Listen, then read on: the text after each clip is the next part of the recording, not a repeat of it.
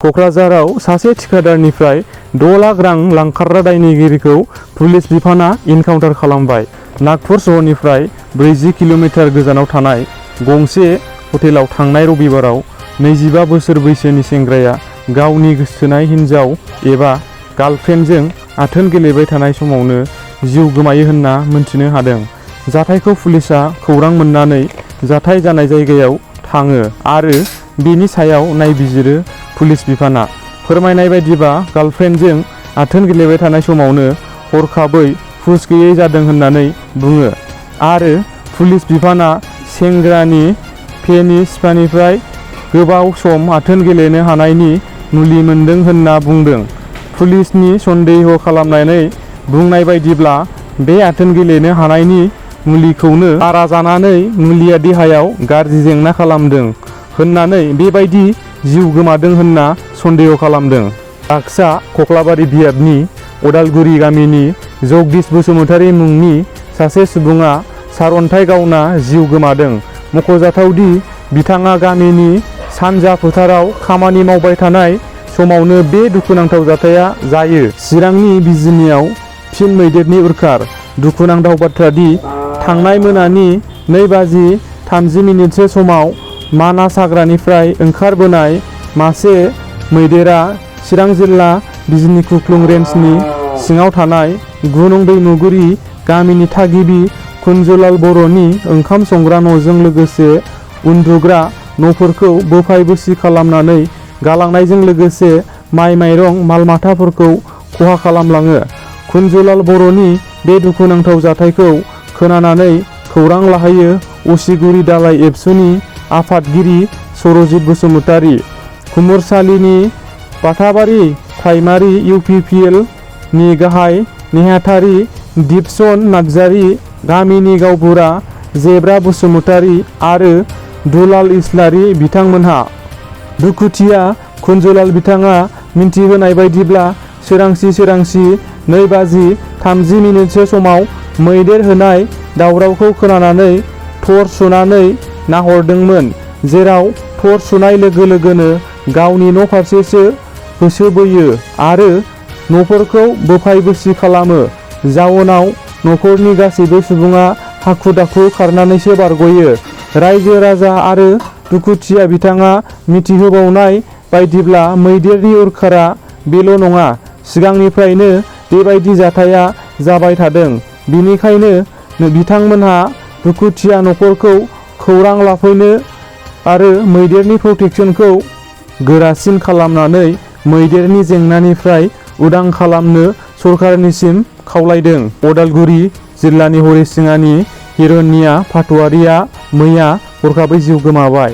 बिथाङा बड'लेण्ड सोमावसारनायाव मैखोमै बाहागो लादोंमोन आरो बिथाङा मिरु UPPL दोलोनि सासे सोद्रोमाबोमोन। मैया क'क्राझार डिस्ट्रिक्ट कमिटि बिसानिफ्राय बर' सावथुन मुलुगनि राफोद महरगिरि रामसिं गेदलानि जिउमानि गोजोननि थाखाय इसोरनाव आर'ज गाबनाय हाबाफारि लादों।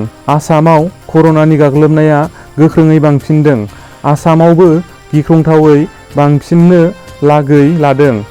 महामारि कर'ना भाइरासनि गाग्लोबनायाव समबारखालि रायजो नाङै गोदानै 161 सा सुबुंनि देहायाव कर'ना पजिटिभ मोननो हादों। बेनिनो 90 सा कर'ना बेरामिफोरा कामरुप मेट्र' जिल्लानि। बे रिपर्टखौ फोसावदों गुवाहाटी मेडिकेल कलेजनि देहा फाहामसालिनि मासिगिरि अभिजित शर्माया। बेजों लोगोसेनो कर'ना भाइरासनि नेमखान्थिफोरखौ मानिनानै सोलिनो आरो सुबुं थुबुर जानाय जायगायाव थांनो नाङा होननानै खावलायदों। लोगोसे जेब्लाबो मास्क गाननाया जोबोर गोनांथार होननानै अभिजित शर्माया आसामनि रायजो राजाफोरखौ खावलायदों। मख'नो गोनांदि रायजोनि माखासे सुबुंफोरानो जाहोन गैयालासे कभिड भेक्सिननि 3थि द'जखौ लायाखै। बेनिखायनो थाबैनो 3थि द'ज भेक्सिन लानो थाखायबो अभिजित शर्माया खावलायदों।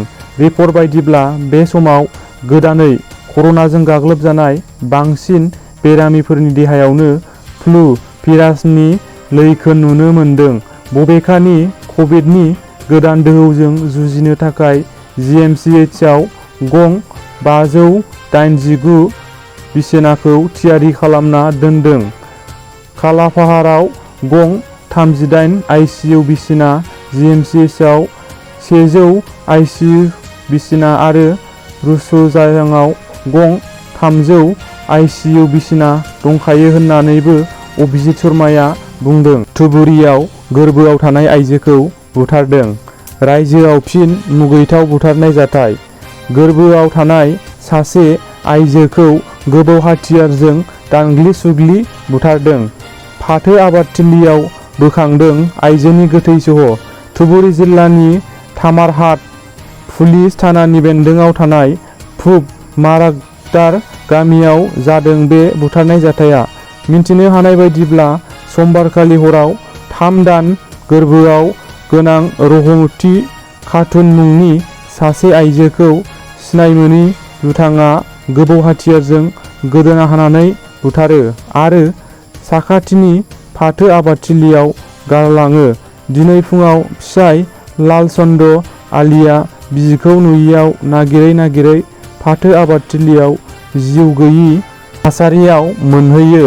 बे जाथायखौ लोब्बा लाना आइजोनि फिसाय लालचन्द आलीजों लोगोसे गुबुन सासे सुबुंखौ पुलिसा सन्देह खालामनानै हमदों आरो जेरा खालामदों। मिथिनो हानाय बायदिब्ला बुथारजानाय रहमति खातुना बोसोरनै सिगाङावनो लालचन्द आलीजों जुलि जादोंमोन। रहमति खातुना जोबोर गोरलै आरो नोरोम आखुनिमोन होननानै गामिनि सुबुंफोरा बुंदोंब्लाबो बे जाथाया नखरनि दाङाबाजिनि थाखायनो जादों होननानै पुलिसा सन्देह खालामदों। रिपर्ट बायदिब्ला बे जाथायजों लोब्बा लाना फिसाय लालचन्द आलीजों लोगोसे जाहिरुल आली मुंनि सासे सुबुंखौ हमदों। बुथारजानाय आइजोनि फंबाय सोमोन्दोनि जाहिरुल आलीया खारलांनो नाजादोंमोनब्लाबो गामिनि रायजोफोरा गंगाधर दैमानि साखाथियाव हमहैयो। मख'नो गोनांदि बे बुथारनाय जाथाया दिनै ओनसोलाव दुंहाव थासारि सोमजिहोदों।